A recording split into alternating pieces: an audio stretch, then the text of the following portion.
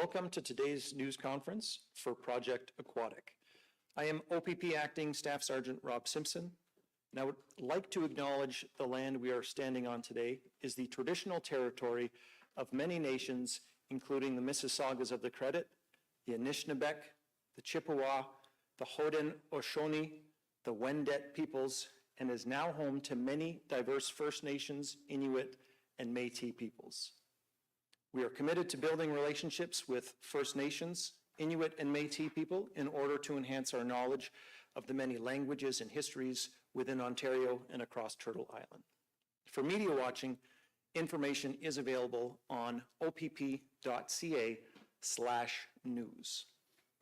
There will be 3 individuals with formal remarks. First will be OPP Commissioner Thomas Carrique, followed by OPP Staff Sergeant Tim Brown, and then Associate Executive Director Signe Arneson of the Canadian Centre for Child Protection. Commissioner, the floor is yours. Thank you, Rob, and good morning, everyone. Thank you for joining us for this important announcement about a critical issue affecting our youth. According to cybertip.ca, more than 77% of Canadian children ages 9 to 17 have access to a smartphone. This connectivity, while beneficial in many ways, also increases the exposure of our youth to potential threats and online predators. One of our most fundamental responsibilities, not only as the police, but as a society, is to protect our children from those who would do them harm. The Ontario Provincial Police-led provincial strategy to protect children from sexual abuse and exploitation on the internet, known commonly as the Provincial ICE or Internet Child Exploitation Strategy, was created to protect children from online predators. With funding from the Government of Ontario, for nearly 2 decades, police officers and civilians from 27 Ontario Police Services have been working diligently to identify, investigate, and charge individuals participating in child sexual exploitation online. Since 2006, the Provincial ICE strategy has completed more than 82,000 investigations, leading to over 29,000 charges. Nearly 4,000 children have been identified, supported, and protected by this team throughout the years.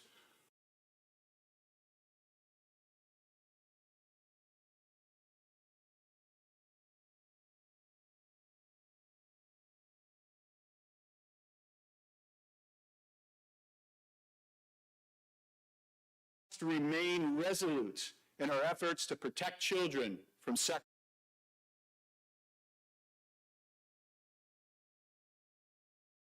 From February the 19th to the 29th, members of the Provincial ICE strategy conducted a series of investigations into online child sexual abuse material. This investigation, known as Project Aquatic, spanned nearly every corner of our province. The success of this complex and multi-jurisdictional project is a direct result of the well-established partnerships and relentless commitment of our skilled investigators, analysts, and civilian staff. With more recent enhancements from the provincial government and through collaborative efforts, we have increased our capabilities to trace and intercept these offenses, demonstrating our steadfast commitment to disrupting the victimization of children online and to apprehend those intent on causing them harm. But the police cannot do this alone. No investigation will ever be as successful as the prevention of victimization in the first place. Risks to our youth can be mitigated through awareness, education, supervision, and maintaining ongoing, open, and trusting dialogue. Doing so could change the course of a child's life. I'm grateful for all of our partners, from the Canadian Centre of Child Protection to the 27 police services that participate in the Provincial ICE strategy, for their continued support and cooperation during Project Aquatic. The more we work together, the safer our children and communities will become. Thank you Merci, make wedge. I would now like to introduce Detective Staff Sergeant Tim Brown.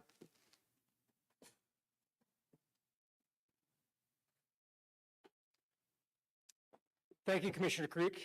I'm OPP Detective Staff Sergeant Tim Brown, and I coordinate Ontario's provincial strategy to prevent child sexual abuse and exploitation on the internet. It's commonly known as the Provincial ICE Strategy. Launched on February 19th, 2024, Project Aquatic was an opportunity for officers from 27 police services to come together and to identify and stop the abuse of 34 child victims. The goal was clear: to identify victims and to apprehend individuals who make, access, and distribute child sexual abuse material. Thanks to the project team's dedication and resolve, this enforcement action resulted in 64 individuals across Ontario facing a total of 348 charges. Together, we completed 129 investigations. Our team also seized 607 digital devices. To fully grasp the significance of this, consider that the first mass-produced smartphone, introduced shortly after the launch of the Provincial ICE Strategy in 2006, had a mere 8 gigabytes of storage. Today, mobile devices can accommodate as much as 1 terabyte of storage, which equates to 128 times the capacity. 1 terabyte can store up to 250,000 photos or 500 hours of video. During Project Aquatic, we apprehended a suspect who possessed multiple devices and had hard drives amounting to more than 21 terabytes of data. For every device seized, an officer or analyst examines each photo and video, which can take several weeks. The time spent on each child sexual abuse investigation only grows with a continued increase of storage. With each passing year, the tools used by predators who wish to harm our children grow more sophisticated and harder to trace. From advanced encryption to the dark web, these factors add to the complexity of police investigations. With the advent of AI-generated images, our task to differentiate between real and synthetic victims adds yet another element to our efforts in apprehending those who make, possess, access, and distribute child sexual abuse material. However, this does not deter us. With every device we analyze, every perpetrator we bring to justice, we are together disrupting the criminal activity threatening our children. In many cases, evidence of abuse is shared online and viewed by countless others. In that way, the cycle of abuse for these children continues for years or even decades. While law enforcement adapts and evolves with these changes, there are measures people can take to protect our most vulnerable. First, know that we are working tirelessly to continuously apply pressure to those who seek to harm our children. We continue to ask the public to report child exploitation to police or to cybertip.ca.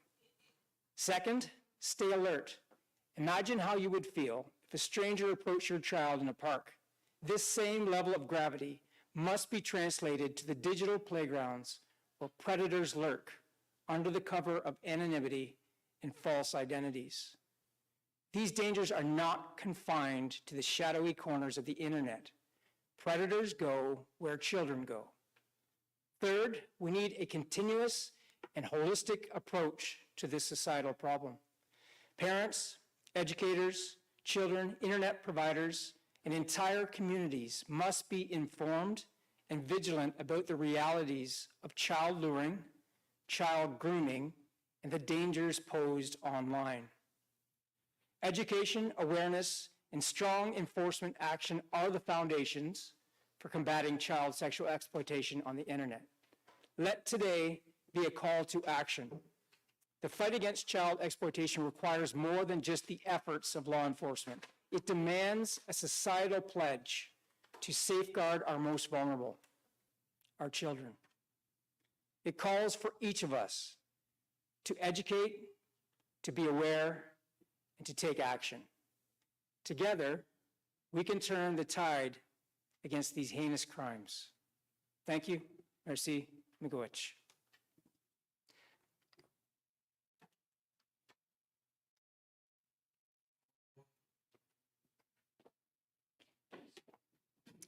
Good morning. My name is Signe Arneson, and I'm the Associate Executive Director at the Canadian Centre for Child Protection. I'd like to thank Commissioner Karique and Detective Staff Sergeant Brown for the opportunity to participate in this important announcement. For the past 22 years, we have been operating cybertip.ca, Canada's national tip line to report the online sexual exploitation and abuse of children. Currently, cybertip.ca receives 2,000 to 3,000 reports per month from the public. Of the almost 30,000 reports cybertip.ca received last year alone, 23% came from those residing in Ontario.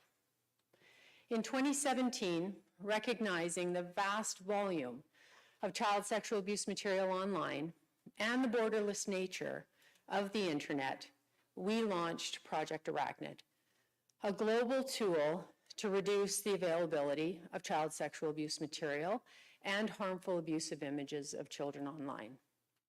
Since its inception, Project Arachnid has issued over 40 million removal requests to 1,500 service providers in 100 countries.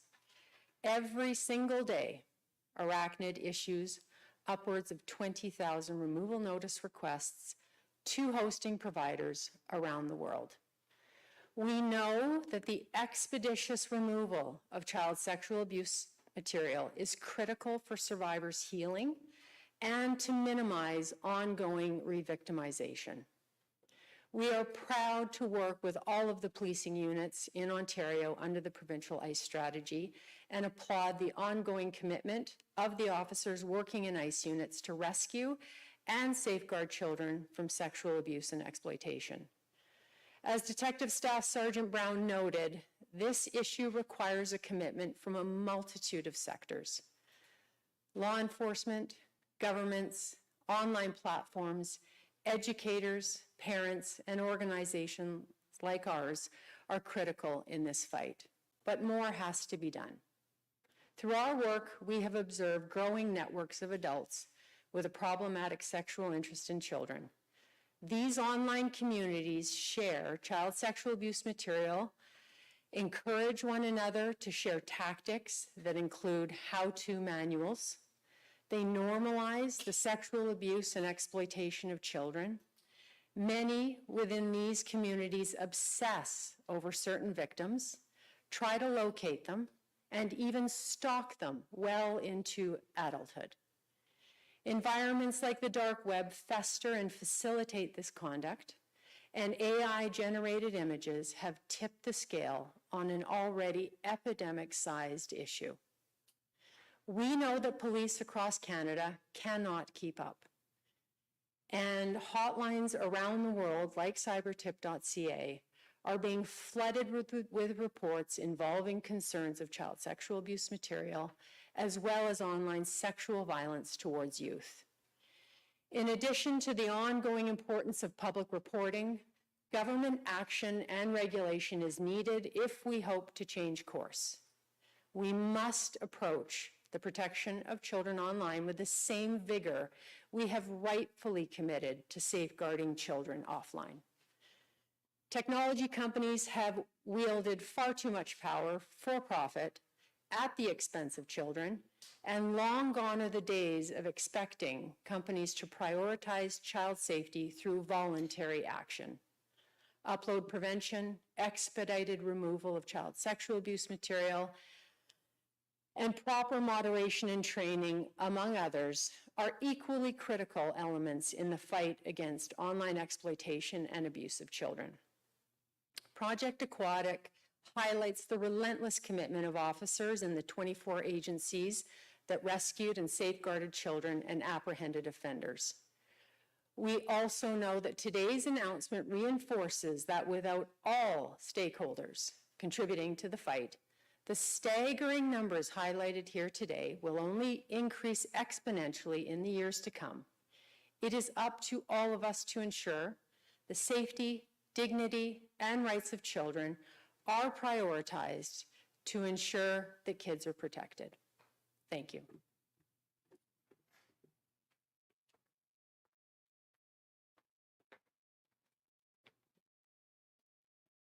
This concludes the formal portion of the media conference.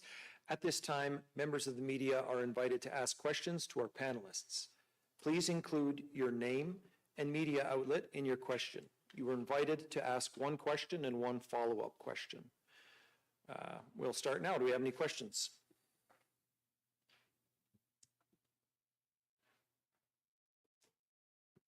Hi, Megan Fitzpatrick from CBC News. This might be for Signe. You were mentioning it's time for governments to act and potential regulatory changes are needed. Can you expand on that, please, and tell us exactly what you're looking for various levels of government to do? Well, we're extremely encouraged by the introduction of the online harms bill. We think it's long overdue.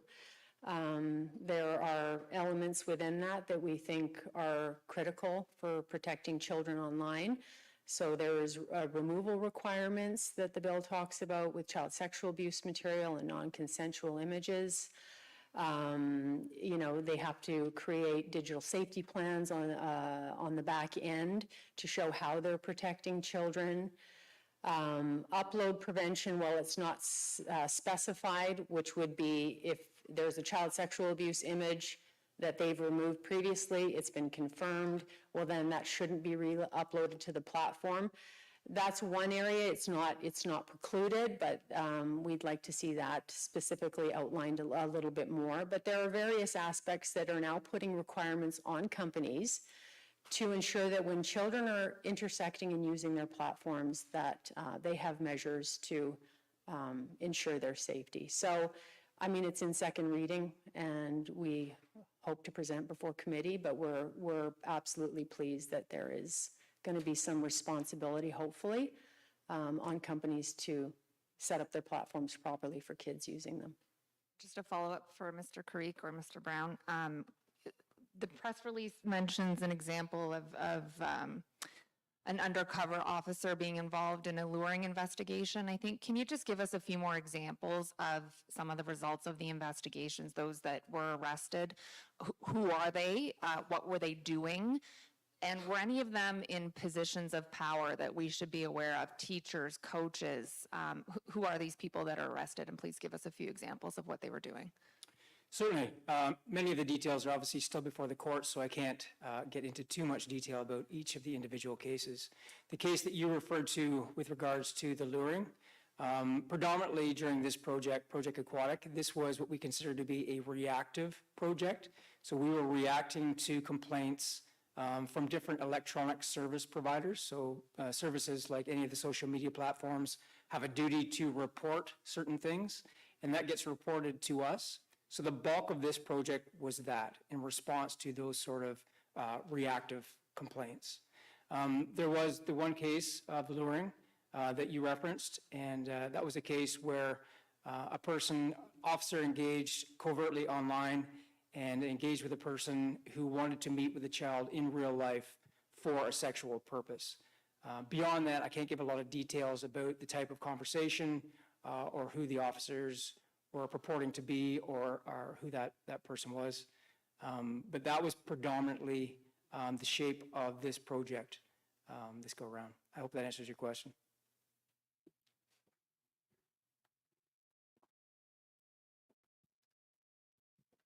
Hi, Detective Jaden, Global News. Wondering if you're able to maybe give us a breakdown of like jurisdictions, things like that, where they are taking place, like maybe numerically if possible?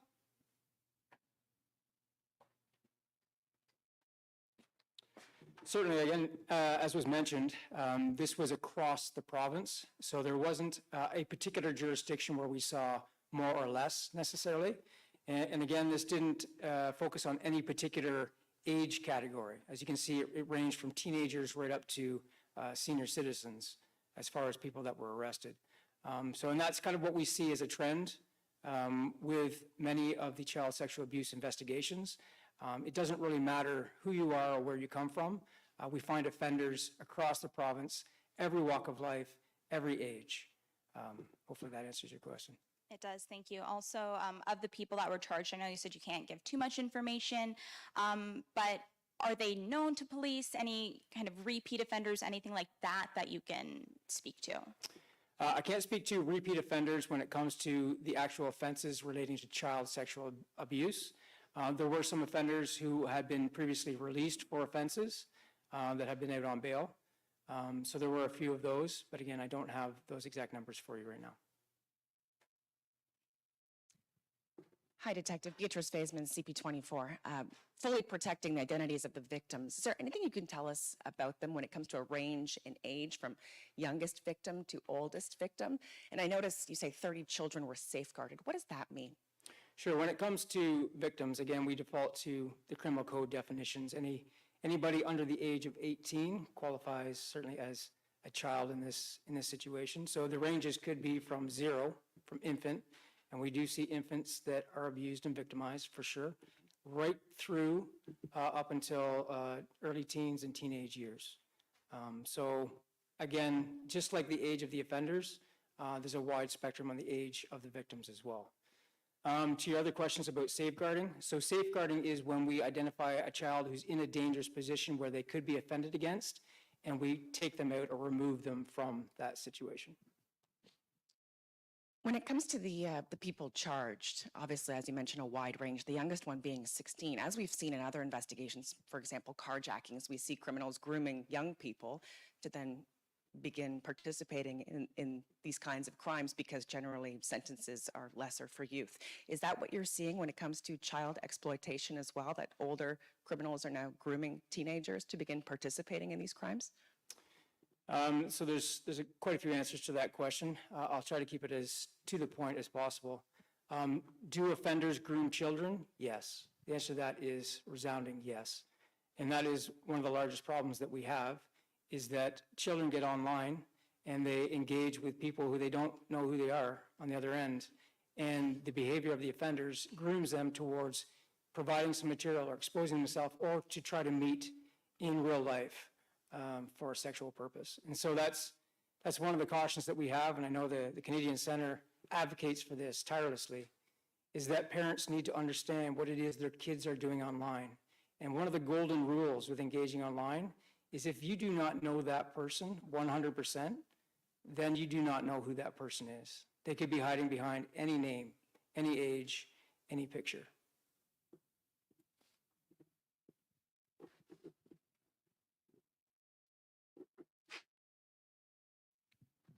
There, Dale Manukduk, CBC News. This is for Ms. Arneson. You mentioned that you received almost 30,000 reports last year and that 23% came from Ontario. Can you tell us what's unique about this province? Is it just sheer population, or is there other factors that are contributing to that large number of reports coming in?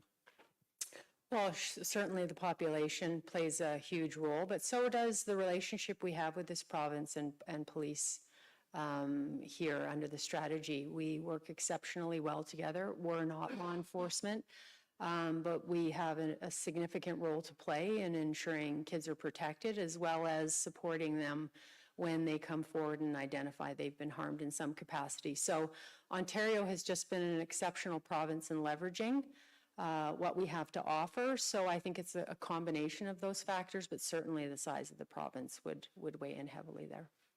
And can you just expand on how artificial intelligence has perhaps made this problem worse? Well, to say it's a nightmare would be an understatement.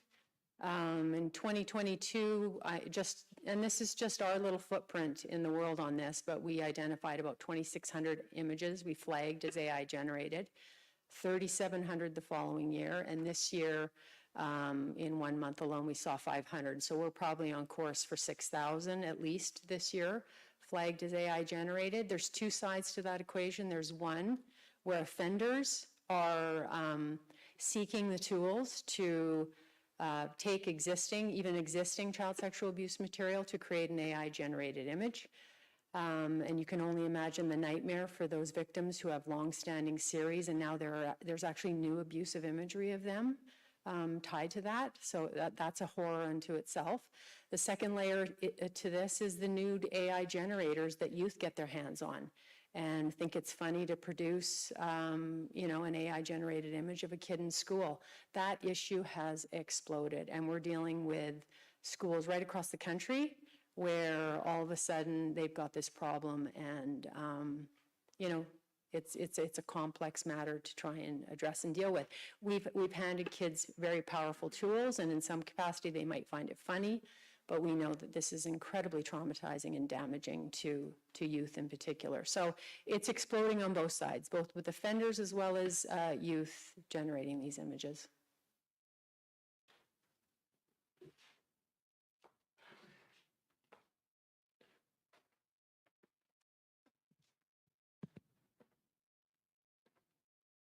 Thank you, everybody. This concludes our formal media event for the Project Aquatic. We will begin our in-person one-on-one interviews and follow with our virtual interviews. Thank you. Merci. Miigwech.